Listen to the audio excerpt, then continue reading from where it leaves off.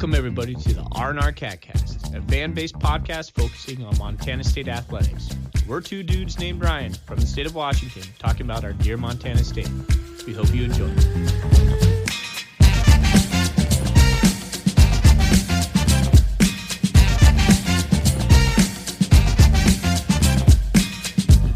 Welcome back, Bobcat fans. Cats win their first overtime game since 2010. And now MSU ushers in Homecoming League. How are you doing tonight, Thorny?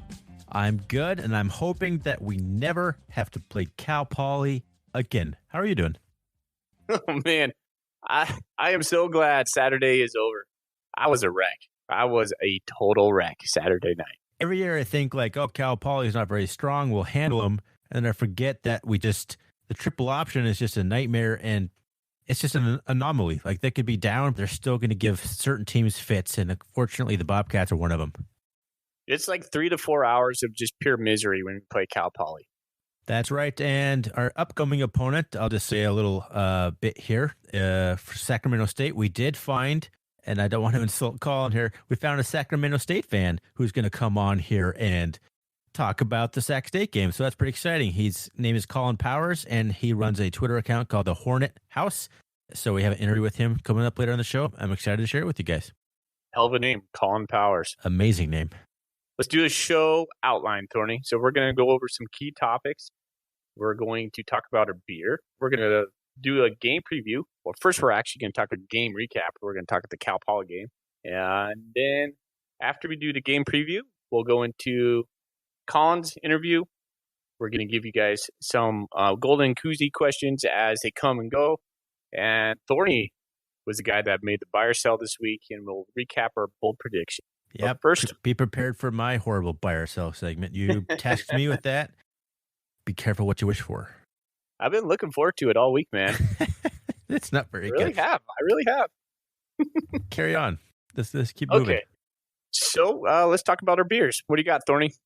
Tonight I have one of my favorites. I busted it out just for this. The Kettle House Brewing Company Cold Smoke. One of my favorite scotches there is. Delicious. It's in my golden koozie. Amazing. Delicious. That's a heavy hitter. That's a big beer right there. Not like big as in like alcohol big. That's just like a known beer. Well, it's big in everything. It's a big can. It's also 6.5% alcohol. Yeah, it's big. It's big all around. Nice. They only Great sell it in like 8 packs. Like 8 or 16. I think you can get a 16 pack, but it's a weird little thing because it's a pint. It's a whole pint. Nice. What do you got there?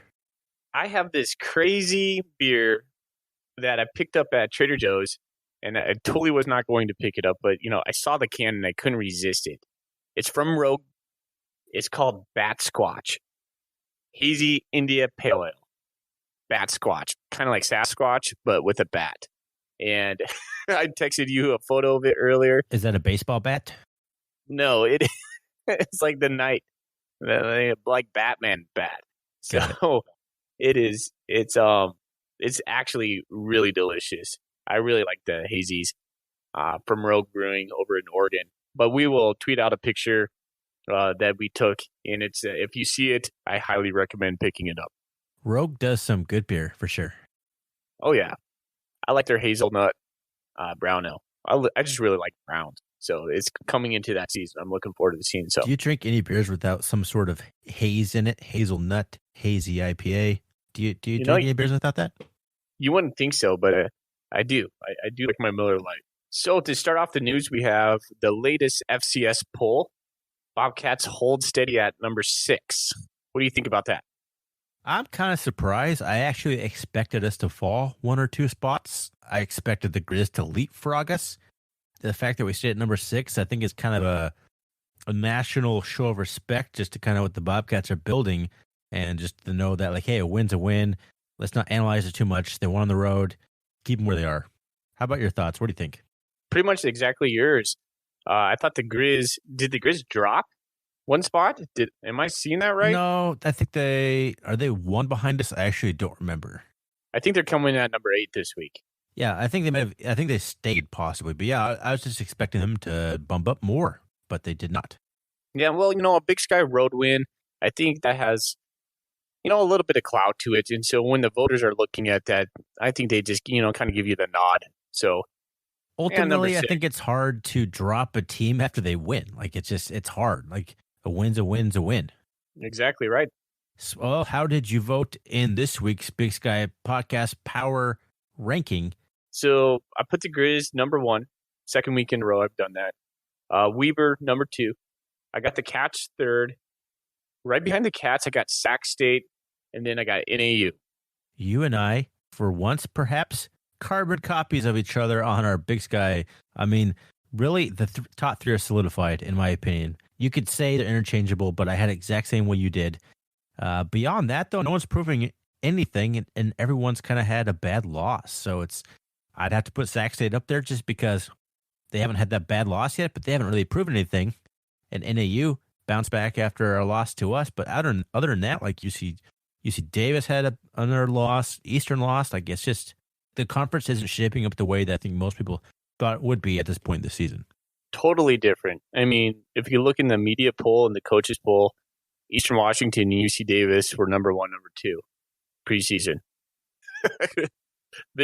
Eastern Washington is effectively out of the top 25 on life support right now, and UC Davis is hanging on by a thread.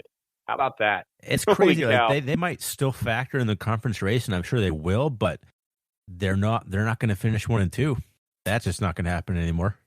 Man, Eastern Washington has 1 Division I win as of today. Think about that. I saw a stat that they've given up last year. They gave 26 sacks all year. They've given up like 22 already. Like I saw a tweet on that. It's just like makes me that much more happy to see that with any sort of quarterback struggle we're having, we've been sacked like 6 total times all year, like once a game. So that's pretty impressive, and I can see why Eastern be struggling with even with a mobile quarterback like that. It's kind of amazing to see he's been sacked that many times. Yeah. People over here in Spokane are just like besides themselves right now. It's great. I'm not too upset about that. Thorny, did you catch the press conference today? I did, and my number 1 takeaway is Greg Filer Munchie is suiting up, and he's not just dipping his toes in per Jeff Choate. Man, that's going to be a huge addition in the back end. Man, we can really use him. It's kind of like hindsight 2020. Like that's not the right phrase, but it would have been nice to have him for Northern Arizona, which is where they're hoping he'd be back by. He would have made a big difference. Ultimately, end up winning the game. But with a pass-happy team like Northern Arizona, he's a preseason conference guy. So I want to talk about this later on in the episode. But we've been doing a lot at 5-1 with some guys missing, and Greg Fowler is one of them. And I think we should kind of reflect on that. But I'm excited to see him back, and it's going to be a huge piece of stopping the Sac State Kevin Thompson passing game. Yeah. I just hope he doesn't have too much rust. But like Choate said, he's just going to get into the pool. He's not going to dip his toe in there. And so we're going to need him. You never know. Like a rusty guy like that still might be better than what we have. Not that the guys have played bad, but I just think it might take him a quarter to get back into it, but I think he'll get back into it pretty quick. Yeah, if anything, we could, give Tyrell Thomas a spell. He's been doing some good work on the outside, but past couple of games I noticed he's been picked on. And I mean, I'm not going to say anything bad about Tyrell Thomas, but I think this is largely because of just his, size, his height, honestly. He's been in position to make some plays, and honestly, I think he's gotten kind of burned a few times, but when he's been in position, it's a little hard because, he's 5'8", so it's hard. It's hard to make plays. And what is Munchie, 6'1", 6 foot, somewhere in that range? I think he's 6 foot. Yeah, 6 foot or 6'1". So it'll be exciting to get some length back with Munchie. The other one is I saw Coy Steele is back on the depth chart, expected to start. I think that's a big shot in the arm for the passing game because honestly, he's been our most productive wide receiver to date. I won't say our best wide receiver, but he's definitely been our most productive wide receiver. So that's exciting. For sure. Good to see him back. Sounded like he had a little whiplash. Hopefully he's feeling all right. And the other thing I thought was pretty interesting, and I think this fits into you and me quite well. Choate said, was a 3:00 game time? I can't remember, 2 or 3, but He says, gives folks plenty of time to pre-function and get them at full throat. I thought that was a pretty funny way of describing a bunch of drunk people yelling. So I'm on board with you and I getting full throat for this one. What do you think? Well, Thorny, you're just leaking it right over there. I don't know if our listeners know this, but you and I are going to be at the game this Saturday. We're making the pilgrimage to Bozeman. Big news for us. I mean, I don't know if we've reiterated this enough. I know that our introduction says we live in Washington, but we don't get to go back to games. So we'll talk about this a little later on. But yes, we are going back to Bozeman, and we're pumped. Cool. Yeah, we're going to be walking around the tailgates. I plan on bringing a couple golden koozies to give out to just people we meet. It'd be cool to meet up with some of you guys if you want to. Send us like a message on the Twitter machine or on Bobcat Nation, and we can maybe arrange to kind of meet up and just, talk cats or just drink a beer, whatever you want to do. It'll be good to see you guys. I'll sign autographs. I just had this picture of you signing some guy's chest, with a Sharpie. Oh, man, that's unfortunate because now that you said that, my vision is obviously a hairy chest. I don't want to be anywhere near this conversation. Can we move on to the game recap? Moving on to the game recap against the Cal Poly Mustangs. All right. So, yes, we did beat Cal Poly. I know you and I were talking a little bit about our flashbacks from last year as Cal Poly came storming back in the fourth quarter, scored 21 points. And I want to say they scored 14 points in about 3 minutes into the fourth quarter. It was terrifying. So let's talk a little bit about the stats. So the Bobcats and the Cal Poly Mustangs, one of the first stats I look at is first downs, dead even at 20 apiece. The Bobcats obviously have better balance, 8 first downs passing, 10 first downs rushing. Cal Poly's 15 rushing, as you might expect. Third down efficiency, the Bobcats did pretty good against a triple option team. They held them to 10 to 23. 23 third down opportunities. That seems pretty high to be, but 10 to 23, 43%. I mean, that's pretty decent against the Cal Poly team, a little bit higher than the Bobcats have been averaging so far this year. Total offense, 376 to 340. The Bobcats got 163 yards through the air through Tucker Rovig. All passes him. None of the fly sweeps or any of those little things that we do sometimes. The Mustangs were held to just 89 yards passing, which I know that it's triple option, all right, but that's actually pretty good for what they had been averaging. Mm-hmm. And the Bobcats, surprisingly, I thought they would dominate the rushing game a little bit more. They only rushed for 213 yards, but at the same time, we didn't get that many opportunities because Cal Poly dominated the time of possession. But the Bobcats did end up averaging 5.6 yards per rush, which is about where we've been all year. The Mustangs ended up with 251, and the time of possession was the big one, 38 minutes, almost 39 minutes for the Mustangs, just about 21 minutes for the Bobcats. Pretty impressive. We were able to be as efficient as we were, scoring as often as we did, considering how little we had the ball. A couple days removed from this game, I have a little bit more perspective. What comes to mind is the resolve the Bobcats show. And I think I was thinking about that when Jeff Choate was talking in his presser today about how he just noticed the guys on the sidelines saying, don't flinch. We got this. We're not worried about this. We're going to take care of business. Like, that is something new that it's been building, right? But it's something new that is really tangible this year. I mean, the Cats now have 2 comeback wins. One against NAU and one against Cal Poly. In fact, we've been down a couple games like early on, but I wouldn't call those comeback wins, so to say. Just the resolve the Cats show is really impressive. I have a little bit more appreciation for the game today than I did Saturday or Sunday. But I think that's where I'm standing right now. The Bobcats are just more mentally tough than they have been the last few years, and probably, I hate to contrast this, but probably more mentally tough now than I think we ever were under Rob Ash. It just doesn't phase us. We're down, keep doing exactly what we're doing, and just have faith that that's going to work. And it has been. And I think that's such a key difference. Like, instead of just like, it'd be so easy to be up 28-7, have them come storming back and then How many times have you seen that play out where a team is up like that, give up that lead, go to overtime, and it's a continuation. They just fold. But we just bucked up. Defense made some stops, and Travis Johnson just took over, and boom, overtime was dominated by us. And I think that just goes back to just being mentally tough and what Jeff Choate was talking about, what you were just alluding to. I think that's just a huge step forward for the Bobcat program. Oh, for sure. I mean, we're 5-1 right now.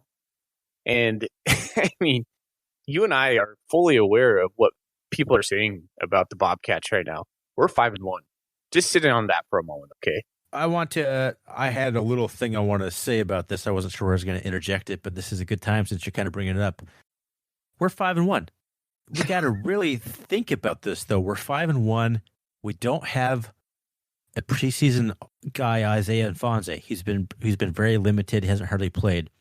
Troy Anderson is not making Troy Anderson plays on offense lately because he's been very limited as well. And in fact, Cal Poly game, he played most of the game. I don't even think he saw a snap on offense, did he? Not that I can recall. Greg Filer has been out, so we're playing a true sophomore quarterback in Tyree Gibson, who, I mean, obviously he's a true sophomore. He must have played enough last year, but he didn't really get any reps at quarterback that I remember. We're winning with a redshirt sophomore quarterback and or a redshirt freshman who entered the year basically with like 2 combined starts between the two of them. We're winning big games against top 25 teams. We're winning road games. We're in the top 10 for the first time in, 2014 or something?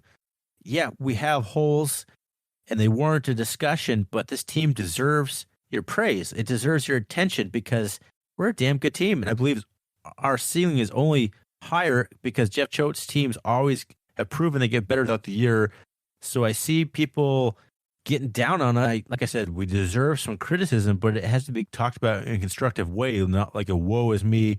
These holes are so glaring, we're not going to go anywhere. So I just wanted to take a minute to talk about and appreciate the fact where we are as a program compared to where we were 2 years ago. It's impressive to me, and I just want people to kind of just take a step back and just appreciate it for what it is.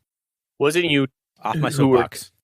Yeah, wasn't it you who was telling me about Tom Stuber's text about how many top quarterbacks are looking up at the quarterbacks right now, right? Or looking up at the Montana State Bobcats right now. Somebody did a comparison of like top quarterbacks. I don't know if it was FCS wide or Big Sky wide, just like the top 5% or whatever versus the bottom 5%, like, and just how the winning records are. Like most of the high profile passing guys aren't on good teams. So yeah, that kind of goes, and that's just what it is. Like you don't need a great quarterback to win football games, and the Big Sky is proving that. The top teams are proving that. So are you ready to tackle the quarterback conversation right now? Let's talk a little bit more about Cal Poly before we kind of get into the quarterback picture as a whole. What did you think of the defense against Cal Poly, and where do you think it kind of all started collapsing for us that allowed Cal Poly to get back in the game?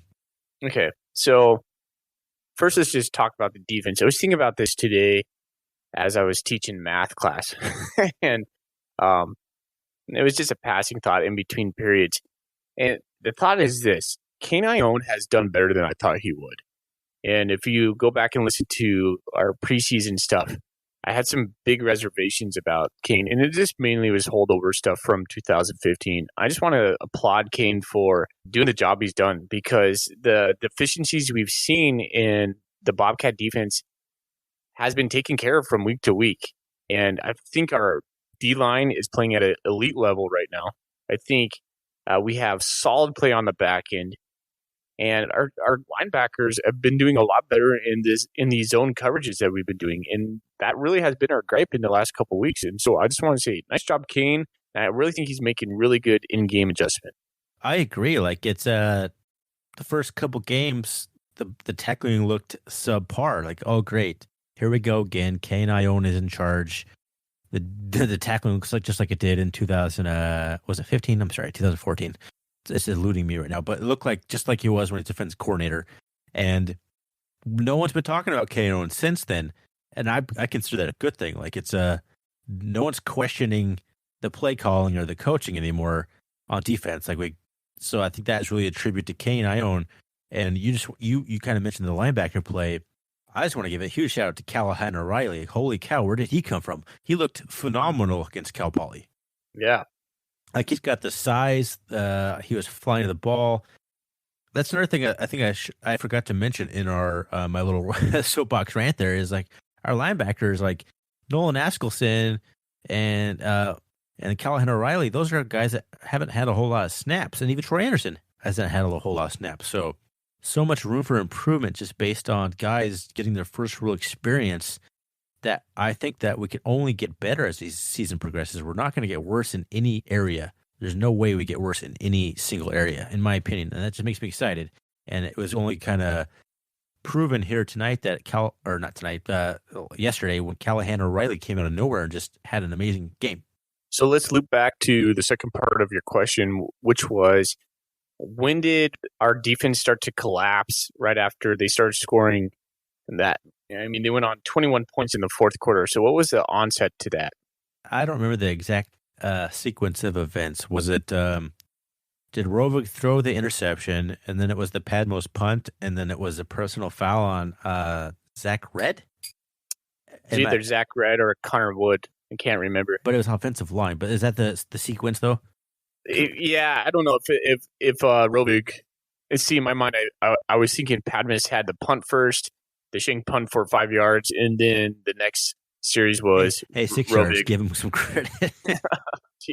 Well, whatever, right? Yeah. I mean, it was like a sequence of events that couldn't have gone worse for the Cats. And as Cat fans, it's almost like we've experienced this over and over again in some sort of fashion, being a Cat fan. So, and I guess that goes back to our original dialogue in this podcast today, was kind of like, years back, we would have folded.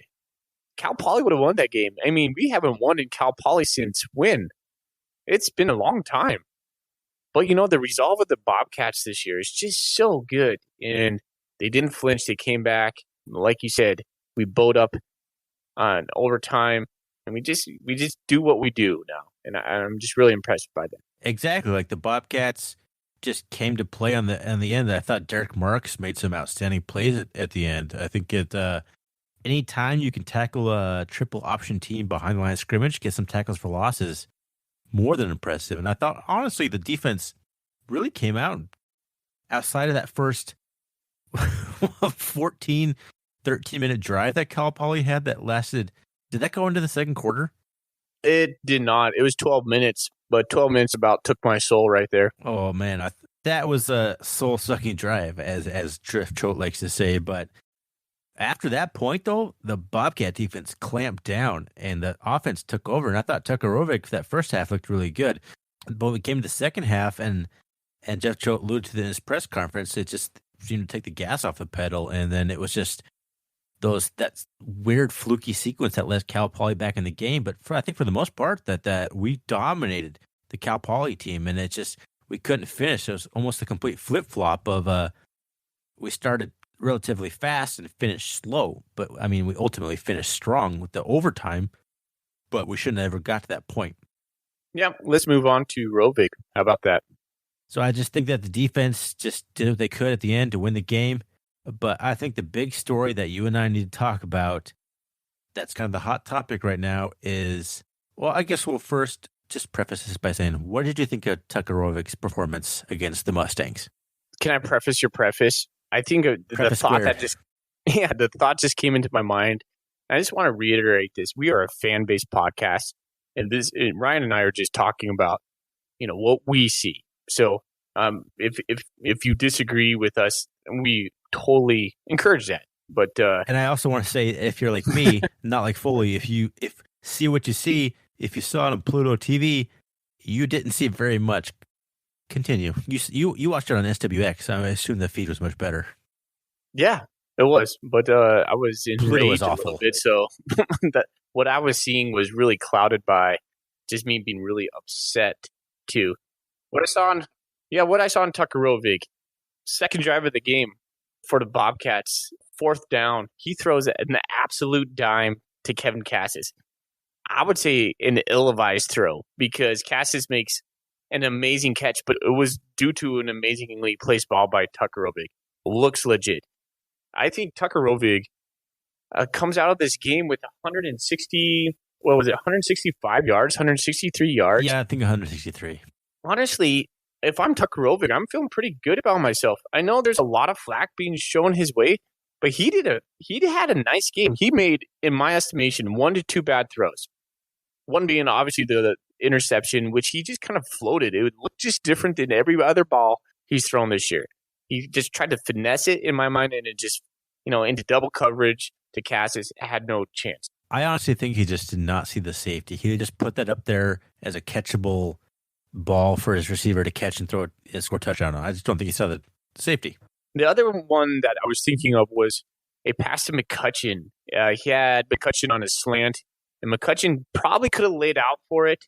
I think it hit his hands, at least grazed his hands. It went incomplete. Maybe if Tucker puts it right on the numbers there, McCutcheon has at least a first down, if not bigger yardage. But then he comes back on the opposite side of the field and throws the same exact route to Travis Johnson, who just lets it go through his hands. Again, Johnson doesn't make a big play. For all the accolades we've been giving Johnson, or we will be giving Johnson, he's missed some pretty easy pass plays this year. Some big-time catches that he should have made, that being one of them. And so for me to see the feedback on Tucker Rovig be so negative and people just wanting to go, hey, let's just switch it up and let's just go right to number 10. I don't believe that. And here's why, Thorny. If we go straight to Travis Johnson, we're going back to the Troy Anderson offense. And that is not what we want. They're going to stack the box. Travis Johnson has not proven himself to be a passer. We need that element of passing. Tucker Rovig can pass the ball. He might not be an elite passer right now. But I said this last week. We have 4 to 5 games ahead of us that he can make some strides before we get into the UC Davis in the Grizzly game. We need him to continue to make those strides. He needs to continue to come out. I was so happy when he came out in Cal Poly. He had a great first half. His confidence, whatever happened in the second half, was not there. But you know what? Give him time. I think we're going to see some good growth out of him. Oh, I agree. I think he did have a great first half. I think a lot of that is because I think maybe the coaching staff, Jeff Jones Company, saw this game as an opportunity, or maybe they saw something they could exploit to throw the ball to kind of get Rovig some confidence. And honestly, I think if that's so, he threw that interception. Yes, that was not a great throw. Quarterbacks make bad throws. Like we're kind of spoiled by the fact that our quarterbacks don't make great throws, which means they don't make interceptions. So when they throw interceptions, it magnifies kind of the ineptitude that we see from that position. So he makes that bad throw, but if the rest of the game doesn't collapse the way it does, it's not that big a deal as it was if he just made that one interception and we still end up winning 35-21. Like it greatly affects how he sees himself. I still think he had a lot to build from this game. I think it was a pretty good rebound game from the Northern Arizona game, a lot to build on.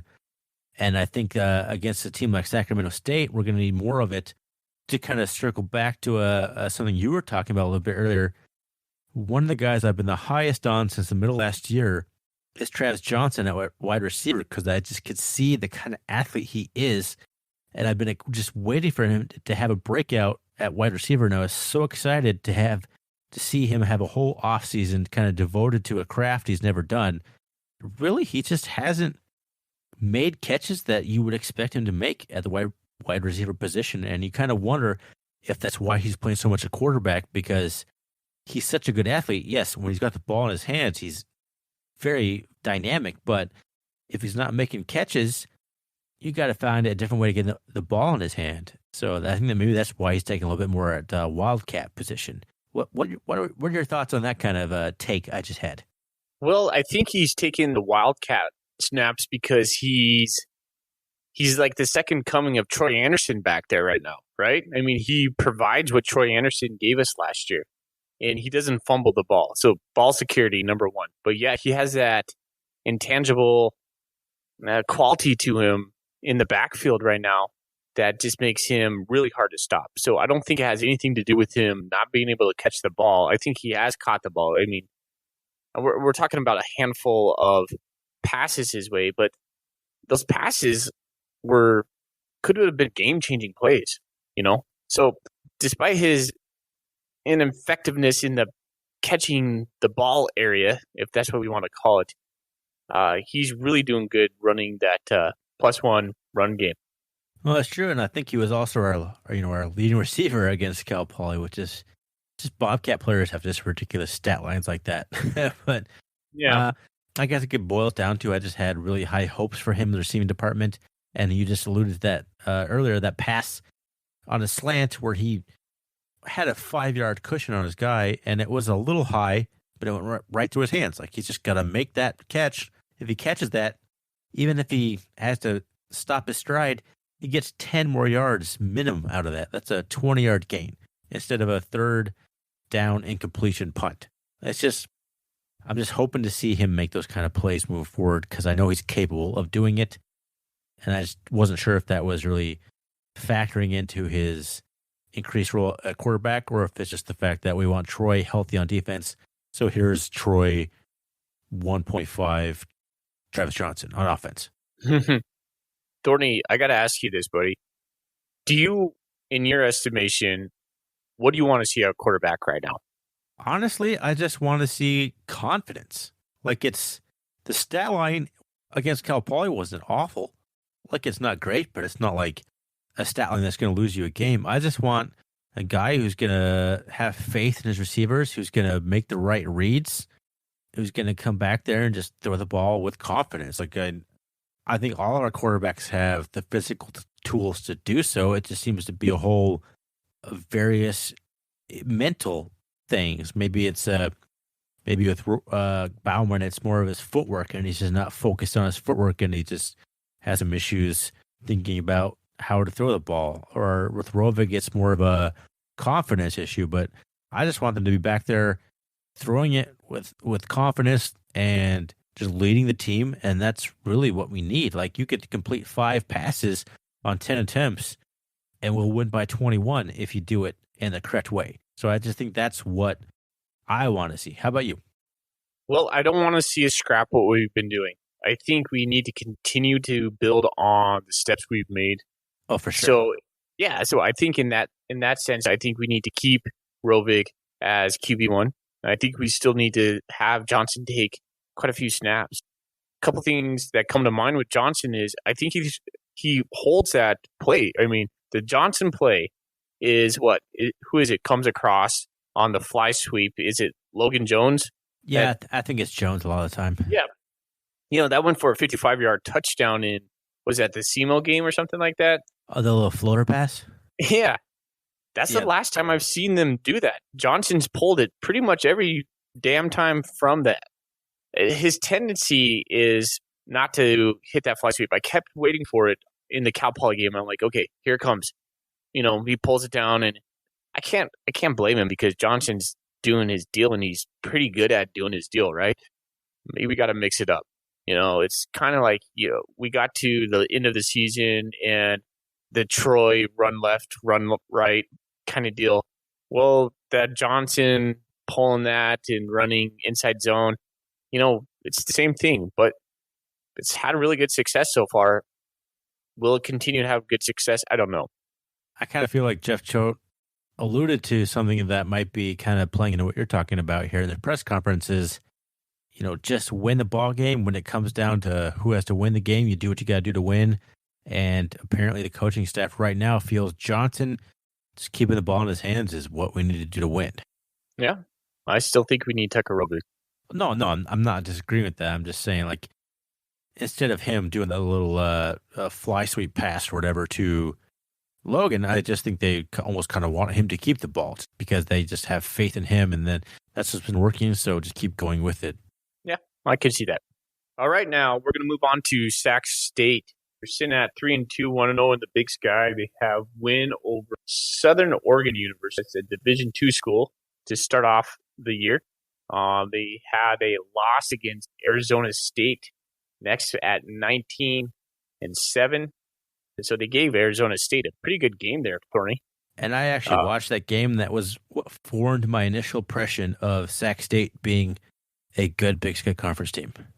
Yeah, they come at Northern Colorado. I don't know if that was a conference game for them. I don't think it was. If you just quoted 1-0 in conference play, it must not have been. So if that's true, they're only 1-0. Then yeah, that must have been at a conference. 50-0 against the Bears. There, blanked they them. just put it to them. Yeah. The week after that, they lose to Fresno State in a close one, 34-20. And then last week, not surprisingly, they took down Eastern Washington 48-27 and it just looked absolutely dominant. We caught the end of that game, and they looked sharp, man. Specifically, their defense and their Kevin Thompson, their quarterback, he's something that the Cats will have their full attention. In my mind, there was no doubt that Sac State was going to lose that game, and they proved me right on that one. There were some people talking about, like, oh, Eastern will rebound. I'm like, no, not against Sac State, they won't. So Sac State, I think, is the real deal. To help us talk a little bit about Sacramento State being the real deal, we brought in Colin Powers of a Twitter account called the Hornet House. So I think he just started it. Was it last year, if I recall, from our conversation with Colin? Yeah, that sounds about right. He started kind of just basically his friends encouraged him to stop tweeting so much about Sac State on his own personal timeline. So he created an account he called the Hornet House, where he basically just retweets and makes hot takes, reactive tweets, as he says, on the Hornet football team. So we brought him on board to talk a little bit from the fan perspective about Sac State and the upcoming game with Montana State. So we'll go ahead and play that interview for you now. Enjoy.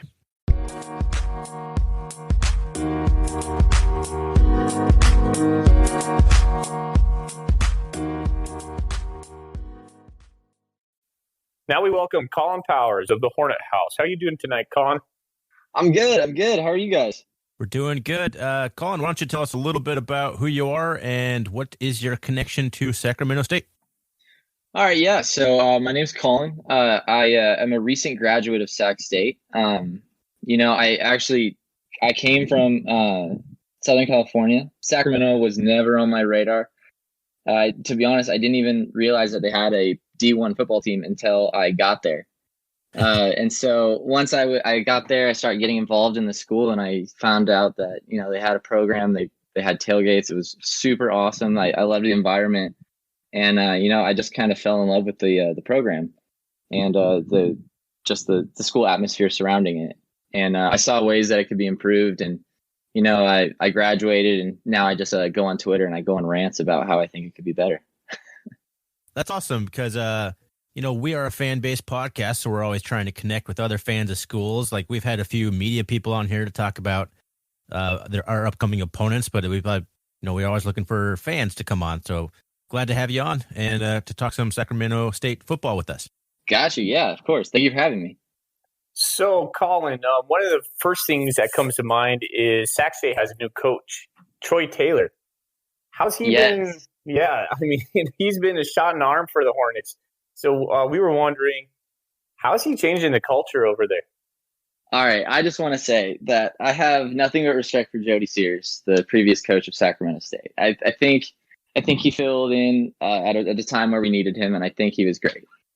I do have to say that Troy Taylor has completely changed the atmosphere, the pace, just the team, just the players themselves. It's so great to see. There's no play, there's no sequence. I always have faith in my team, and that's something that I really don't think Sac State fans can say they've had before. And it's even crazier that he's using the same players. It's just I can't even explain it. I'm not a D1 coach, but Troy Taylor is godsend, and I love him. He's the best. Hey, the second part to that question would be so how has Taylor been taking advantage of, or not taking advantage, but leveraging those same players? I think it starts with Kevin Thompson, the quarterback for Sac State. For those of you who don't know, he's a fantastic player, and since day one, he came in and he completely dominated the position of quarterback for us, and that was always, to me, it seemed like a weak spot. Kevin is a guy who can run, he can throw, and he's a really universal player. He actually started at UNLV, and then he came over here after some injuries, and now I think this is his 5th year. He was granted 2 extra years of eligibility from the NCAA, but Troy Taylor, he is quarterback's coach, and his training for Kevin has just been, I don't know what it has been, but he's just been using him in just like, I don't even know how to word this. He's just been capitalizing on his effectiveness and decision making, and it's very noticeable. Nice. Yeah, Sacramento's always been able to have good talent, so and everything kind of runs through the quarterback positions. So it seems that maybe he's just putting more emphasis on feeding the game through a veteran quarterback like Kevin Thompson, who is averaging almost 300 yards a game. Exactly. No, Sacramento, I didn't even realize this coming from Southern California, but it's a hotbed of football talent. For sure. Every high school around there is ranked. It has 4-star recruits. Like it's crazy. And so the fact that if we can land any of that talent now that maybe if we start winning and get some cred to back our program, it'd be awesome. Most of our coaching staff is from Folsom High School. Troy Taylor used to coach over there. Yeah, and I had my doubts coming into the season, but they're making it work, and it's great to see from my perspective, from a fan's perspective. So speaking of Kevin Thompson here, kind of going off on this subject, what do the Bobcats need to do you think, to get him off of his game? So I think if they can stop the thing I noticed Eastern Washington doing this weekend was if they could get pressure on him and surround him in the pocket, because I know he likes to run. And full disclosure, I've never played football. I swam and I played water polo, so my football knowledge is severely limited. I don't know. I don't know. You see, okay, here's my thing. We like to throw to Pierre Williams. Pierre Williams and Parker Clayton, who's a freshman, are some of the best receivers on our team right now. If they're covered, I don't know who else he throws to. Elijah Dotson's a great running back, but if they can cover those two, then I don't know who else he has, what other options he has. So you think if you take away maybe his first and second options, then he might be more prone to run, and if they can stop that, then it's game over. All right. Well, there's a game plan. I like the sound of that. Possibly, we have a hard time giving up some big plays this year here and there, but we have been able to kind of contain some of the bigger playmakers and the big guys so far. Right. Colin, you mentioned Elijah Dotson. He lit 2018 on fire, but he's kind of off to a slow start right now. What's that about? See, I think in 2018 he was our only weapon. Mm-hmm. I think. I was actually concerned after the 2018 season that he was going to try and get out of SAC, and because really he's a stud. I feel like I don't know what he came out of high school as, but he could really, I don't know what that man can't do. He's fast, he's strong, he's a great running back. And so last year when our offense was kind of stalling, I think our default was just go, dude, run it. And, I think this year, since our offense has so many other weapons, I think that maybe he's not being utilized as much, but he's just as effective. Yeah, he came up, he had a 100-yard game against Eastern. That was his first 100-yard game. He only has 2 touchdowns on the season, which is surprising, and that was both against your Division II opponent. And so he definitely is a guy that we're going to watch out. He's going to be a guy that Jeff Choate names in person tomorrow in his Monday conference, and so he's definitely on our radar. So, right. For sure. I mean, you guys are experiencing a lot of success right now. I mean, I believe it hasn't come out, but I wouldn't be surprised if you guys are in the top 25 of the FCS rankings this week when they come out. My question to you is, being kind of close to the program, how do you think Sac State's going to handle success? I don't know. In the 2017-2018 season, when we went 7-4 kind of out of nowhere, I don't think the school nor the student population really saw that coming. It's honestly disheartening because, when you're at Sac State, you can be at a tailgate and there's, it feels like the entire student population's there, and then you get to a game and everybody kind of either didn't make it inside or there was something else to do. It's kind of I feel like it's a battle we have to win with the fans just to show up to the game, because everybody kind of has a image in their head of Sac State sucking, and that's not who we are. It's not maybe in the past, but today we don't. Yeah. I think Sac State, I don't know if they're going to feel the success at home. And, I was actually, when you guys asked me to come on here, I was kind of trying to brainstorm some questions you might ask. In my head, I always worry about Sac State playing in front of real crowds. I don't know if you guys if you've seen video or like watched the Pluto broadcasts of the Sac State games, but the stands are usually pretty empty. We still, for whatever reason, we have a home and away side, and the away side's always empty, and the home side's maybe 50% full. The atmosphere at the games really isn't great. I hate to say it, it's not great. Sacramento State has a pretty big stadium, though, capacity-wise, don't they? 21,000, if I'm not mistaken. It's one of the biggest in the Big Sky, top 25, I think. I'm not sure. Yeah, and that definitely doesn't help when it's not full. It's almost like you need to show up or it looks empty. So yeah, I don't know if Sac State's going to feel the success. I think the players definitely do, and that's great. But will they get that boost at home when there's a bigger crowd? I think they're going to have to win a couple. They're going to have to establish a tradition of success before the school feels it. Unfortunately, would a win against the Bobcats mean to the program? Will probably be number 6 or number 7 tomorrow, somewhere in that range. But yeah, top 10 program again in the Big Sky. What would that win mean to the Sac State program? I think it would be incredible. Honestly, Montana State, the top tier Big Sky schools, they're whenever you go up against them, you want to win. And I feel like Sac State's usually on the bottom end of the Big Sky, unfortunately. I don't want to say program defining, but I think a season highlight, of course. You guys are what, 5-0 Big Sky, 5-1, 5-0 against FCS. We did lose to Texas Tech. Oh, that happens. Well, I mean, there you go. Yeah, it's a fantastic program. I was looking over your wins, and I got confused because I totally forgot that you guys have a new quarterback now. We don't even know who's going to be next week, probably. Oh, really? That's a subject for a whole nother that's for another time. Got you. Well, no, it's going to be a big deal. Honestly, any win against a ranked team is a big deal because, frankly, I don't think we're used to that. Last night watching the the Eastern Washington game, I was absolutely losing my mind because I truthfully have had my doubts about Sac State. They've gotten my hopes up and then they've dashed it. And we ended up winning. And this is it's a Taylor era. It's the team that is just playing out of their minds. And I have hope for once, and I'm excited to see where it goes. And if we could come out with a win over Montana State, then there's no telling what we could do. For sure. Well, Colin, you guys are going to have your handful because Sac State arguably has the toughest second half schedule in the Big Sky.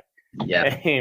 I mean, there is no rest for the weary after. I mean, I think you guys play Montana right after us, after they come off a bye, and you play UC Davis. You already played Eastern and knocked them off, which is awesome. But the powers of the Big Sky, you're taking them on, all of them. So,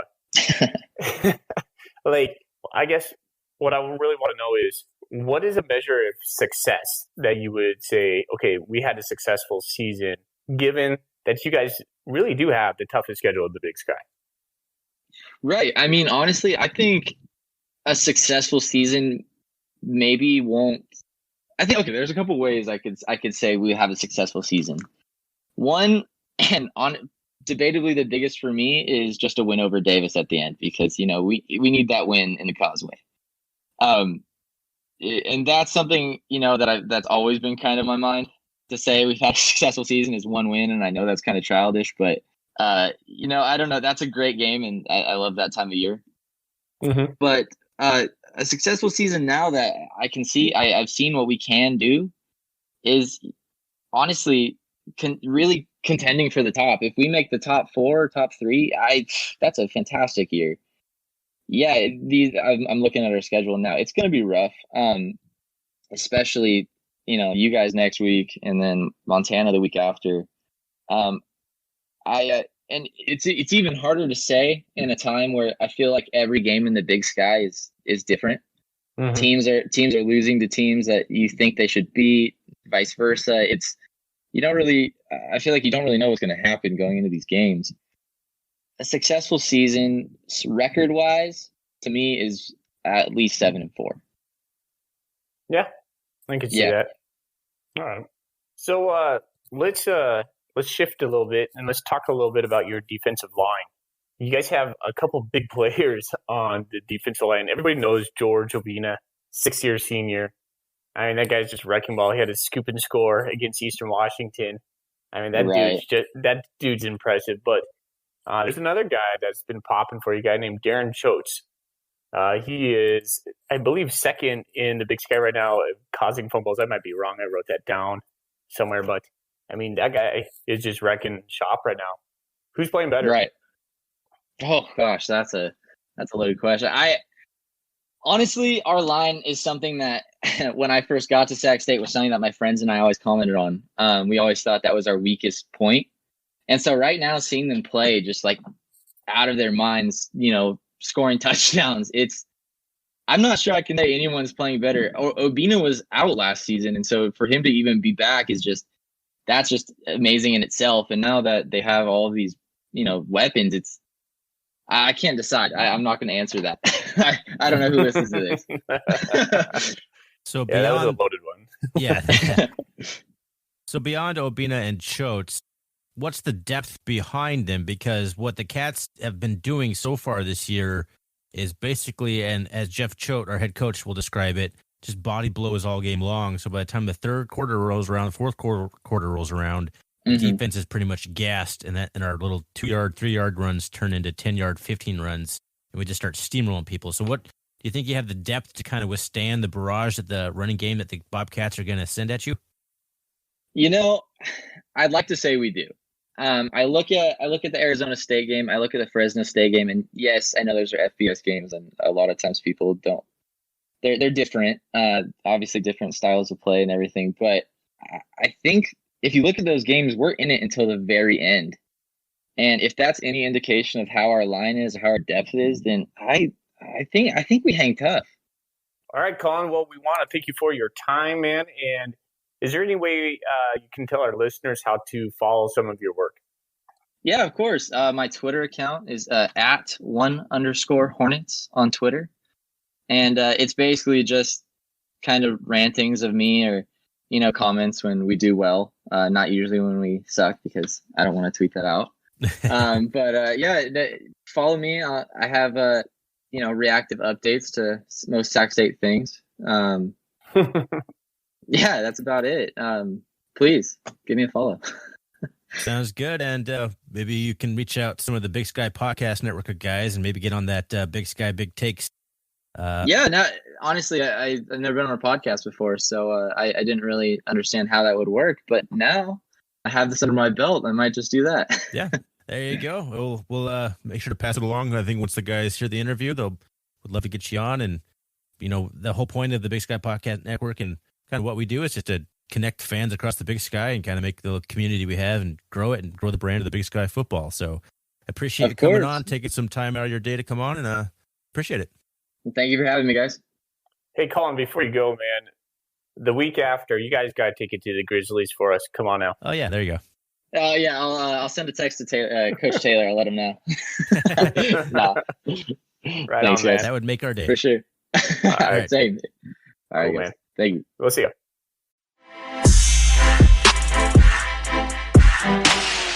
Was our segment with Colin Powers of the Hornet House. I appreciate him coming on. He was a good sport and a lot of fun talking to other fans. Like, as we've reiterated several times, and actually multiple times, we're a fan-based podcast, so it's always fun to talk to other fans because, that's really the whole point of our podcast and the Big Sky Podcast Network in general, is just to get fans engaged and connected in the Big Sky Conference. So thanks again, Colin, for coming on. It was a lot of fun. Yeah, it was good talking to him. I hope he starts his own podcast for Sac State. Me too. That'd be cool. Right on, man. Hey, Thorny, As it's kind of to just wrap up this Sac State talk. What do you think it's going to take for the Bobcats to win? Hey, Colin, the Hornet Hour. There you go. There's your podcast name. I like it. But for us to beat Sac State, so there's a few things that jumped out to me as I kind of looking at the stats, the national stats for Sacramento State. Sac State is number 15 total offense in the country, number 9 scoring offense. They're the number 18 rushing defense. But where we might have an opportunity, they're only 105th in passing defense. So I think, honestly, this game, I think is going to take a big game out of our quarterbacks, Tucker Rovig, or whether it's Travis Johnson doing a little, actually flipping the ball to Logan Jones when it comes triggering across. I think we're going to have 200 yards passing the ball, I think, to beat a team like Sac State, who's so prolific on offense and who has the number 18 rushing defense in the country. Like, they might actually be able to maybe not shut our rushing offense down, but at least severely hinder it. We're going to have to be able to move the ball through the air. What are your thoughts? We're going to have to get to Thompson. I think that's the key to the game right there. Containing him so he's not using his legs. He rushed for 2 touchdowns last week. He accounted for 5 touchdowns, 3 passing, 2 rushing. This guy is a true dual threat quarterback, and he's not going away. He'll be here next year, right? So we need to get to him. Derek Marks, man, that guy has been the unsung hero of the defensive line this year.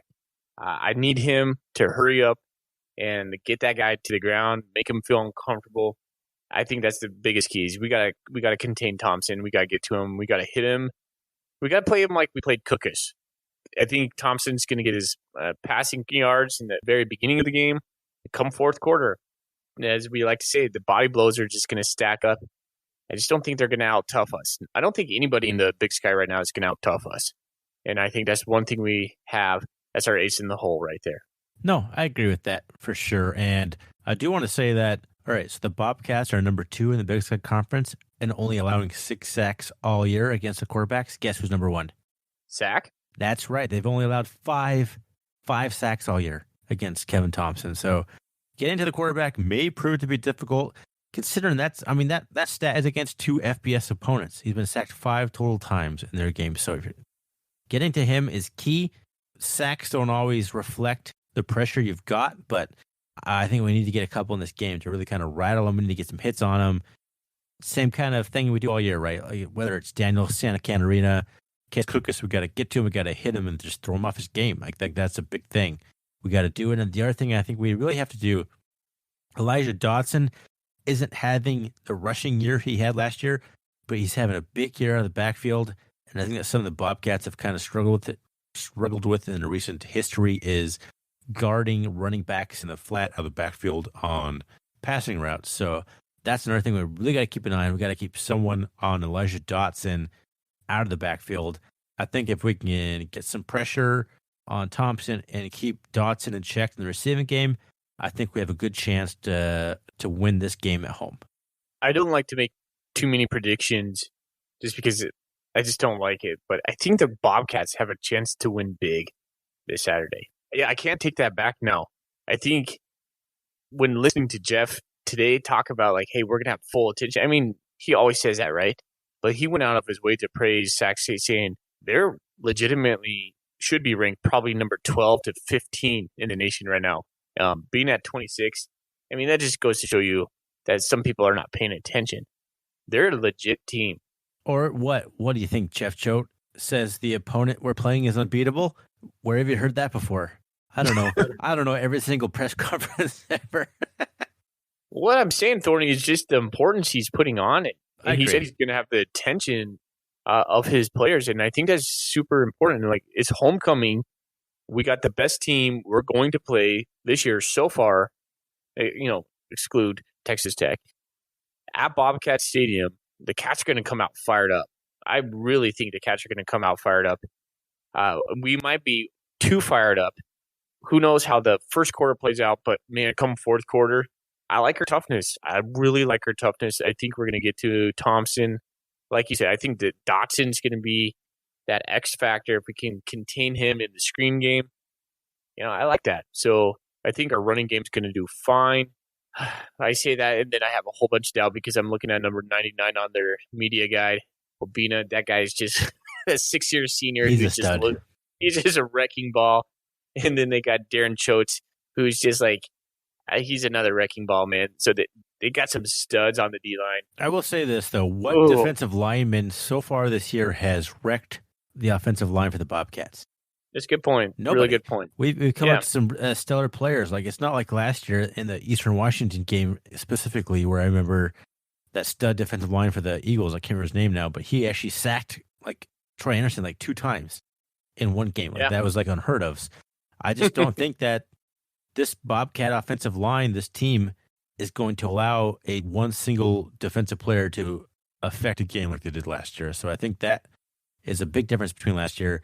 The other thing I thought was interesting, in the press conference, Jeff Choate alluded to the fact that he thinks that Sac State basically plays exactly the same style of offense that we do. They do the same thing, only they're a little bit better, clearly a lot better. His words, I think, were better in the passing game. So I think that actually kind of plays into our strength because we might be kind of used to the offense they're running, and then we'll be able to maybe have a better game plan to shut it down from the get-go.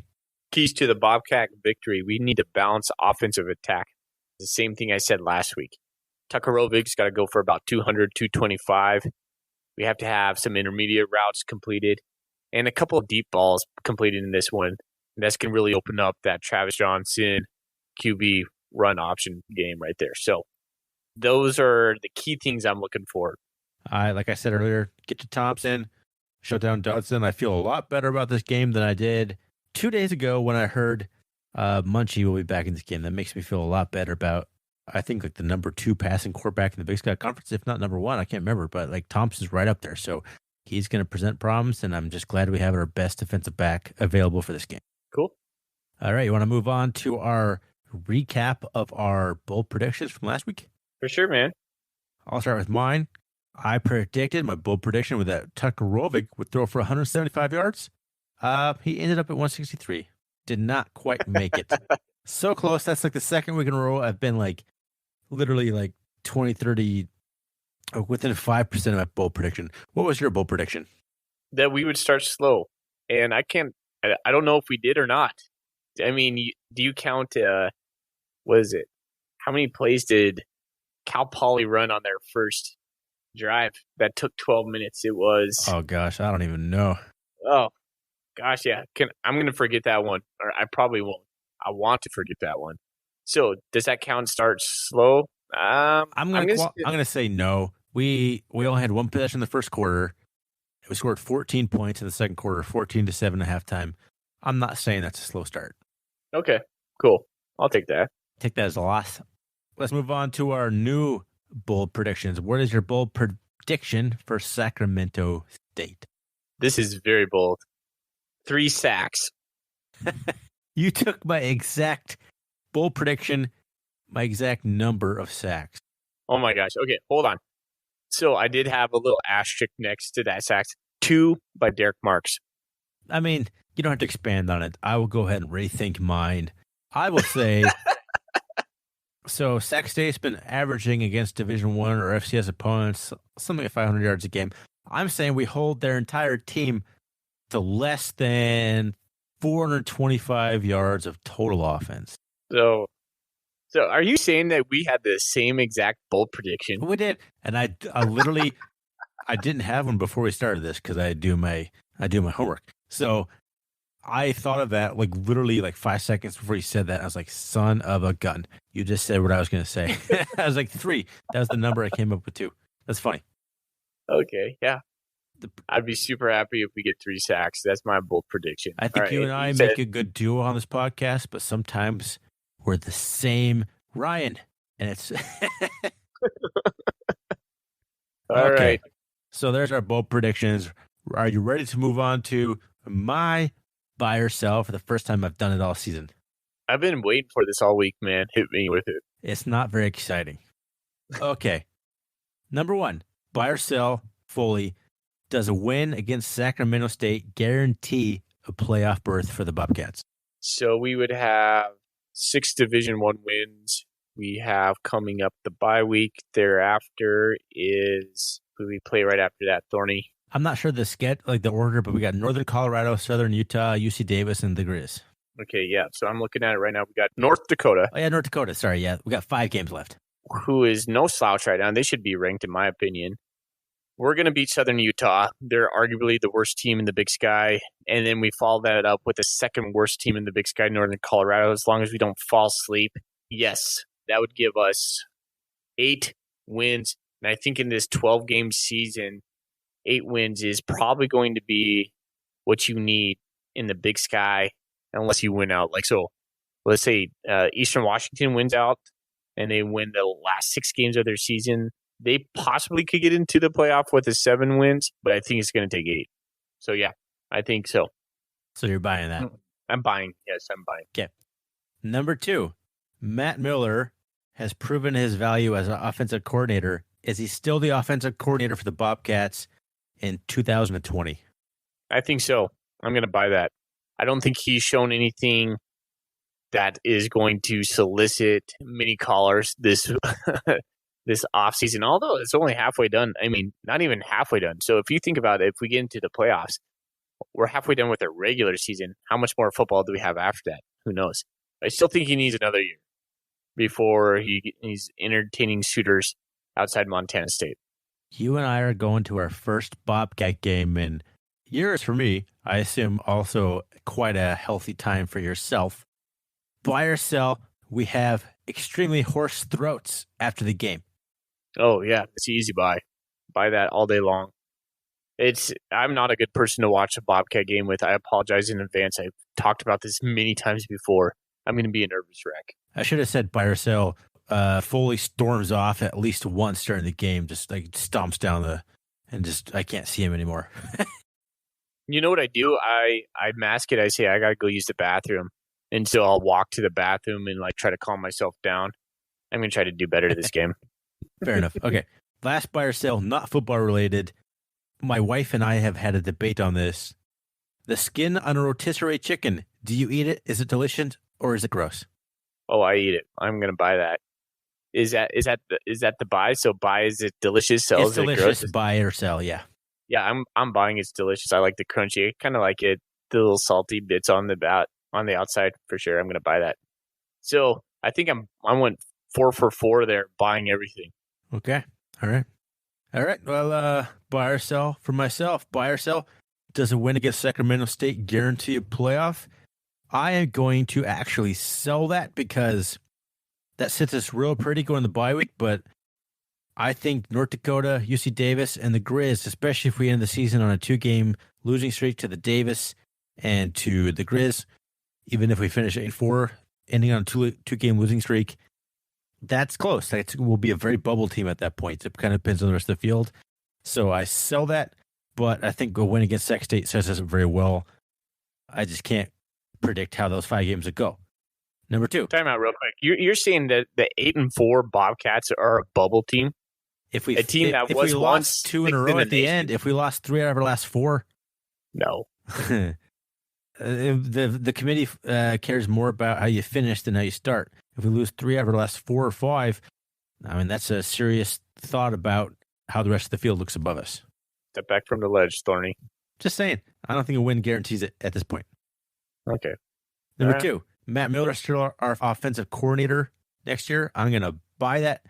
I wasn't sure how to respond because a lot of people praise his creativity and he's a rising star and all that. But I agree with you 100%. I don't think he's quite there yet. I don't think he has a resume to get himself an FBS job, but I think that's ultimately where he's going to end up probably after next year if things continue the way that they continue now. Number 3 is an easy one. We're going to our first game, horse throats. Yes, I'm going to have a horse throat by halftime because I'm not used to yelling anything anymore. So, yeah, we'll be able to talk after the game. Number 4, obviously, the loaded question. My wife and I argue about this. Eating the skin on a rotisserie chicken is delicious and crunchy and salty. I don't care how fatty and gross it is. It's amazing and delicious. And there's a reason that like fancy restaurants serve chicken skin chips or whatever on their menus because it's delicious. So that was my buy or sell. What do you think, my first attempt? I liked it, man. I like the non-Bobcat one at the very end. I'm going to have to put more of those into our buy or sell. Gotta slip something in there. Yeah. Right on, man. Cool. I like to change it up. That was good, dude. Nice job. Okay, so we did a really, really poor job peppering in our golden koozie questions. I completely We forgot certainly did. I forgot to keep tabs on them as we went, so now we got to kind of just got to spew them all at once. So Why don't you? Yeah, go for it, Thorny. number one came from the Bobcat message board, catbacker_1. I'm going to paraphrase here. He said that we're showing tremendous amount of conditioning this year. We've upgraded every aspect of the program for the coaching staff on both sides of the ball to adding Brittany Patera for nutrition to the Bobcat fuel. His opinion, though, is that, his question is Wilcox getting our players properly prepared for the season and the punishment they will face, or is it time to start looking for an upgrade in our strength and conditioning department to continue to move this program forward? So basically, he's wondering, kind of, is our strength and conditioning program kind of holding us back at this point, and is it responsible for some of the injuries we're seeing? I think Jeff Choate would have addressed that by now if Will Cox was not the dude. So I'm gonna sell that. Yeah, I think that clearly our conditioning is superior at this point. Like, we're outlasting teams, Cal Poly aside, but even after the Cal Poly game, you hear Derek Smart talk about this is what we're built for. We're conditioned for this, and so we knew we'd win the overtime game.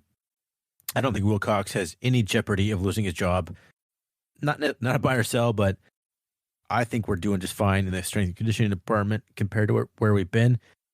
Choate seems to always finish stronger in November, so yeah, I think we're doing great. Yeah, I agree. All right, number two golden koozie question: is it fair? This comes from Chris Hammond on Twitter, Idaho State. Or no, jeez, I'm sorry, Chris, the Idaho Vandal fan who hosts the Tubs of the Club podcast. I won't edit that out. I'll take that one. That was my fault.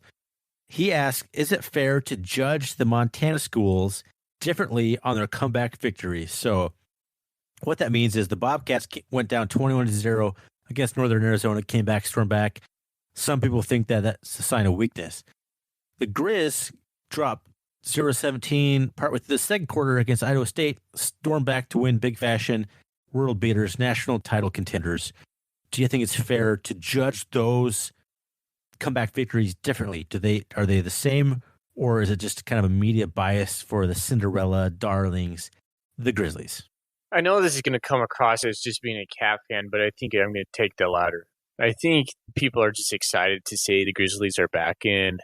They just want to kind of ride that momentum. At least the media does. I mean, you and I are just like, right? We do. I agree. Like, if this was something that happened under Bob Stitt, it would be a big, huge sign of like concern, but it happened under Bobby Houck. Everyone's just like, "Oh, the Grizz are back." Yeah, like I agree. That's just kind of an overblown thing. People wanting, desperately clinging to the Grizz being back, turning dominance under Bobby Houck. So I agree that they're not judged the same, and I don't think it's really fair to judge them the same because of the Bobby Houck factor. I have nothing to say about Bobby Houck. That's nice. So I'm not going to say anything at all. Agreed. Don't do it. Okay. Shane Driscoll asks us, is Idaho good or bad? You go first on that one. Very simple question, but a good question. I think they're bad.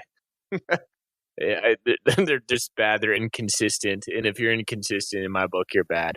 So I think that largely comes down to the coaching. I don't think Paul Pacino is going to be coached much longer. I have no inside info on that. It's just my gut saying Idaho. I'm sorry. I'm sorry, Brian. I'm sorry, Chris. And they're bad. I want so bad for them to be good because it just is good for the conference. It's good for Idaho. I want their fan base to get engaged and excited and on board with being in the Big Sky Conference because I know they're kind of jaded from falling down from SBS. But I'm going to have to agree. I don't think they're a very good team. I think the ceiling is kind of 7-5 this year, and I'm not sure they'll get there. Yes, they gave a good game to Weber, but as long as Paul Petrino is coach and Mason Petrino is quarterback, they're not going to be good in the Big Sky Conference. I'm just sorry. That's just kind of just what it is. Yeah. Okay. All right. The last question comes from the Grizz fan pod. The question that made me laugh as soon as I read it: who would win one-on-one, mano-a-mano, Jeff Choate versus a grizzly bear? That was the question directly from the Grizz fan pod. Montana Parlay added a little wrinkle to it.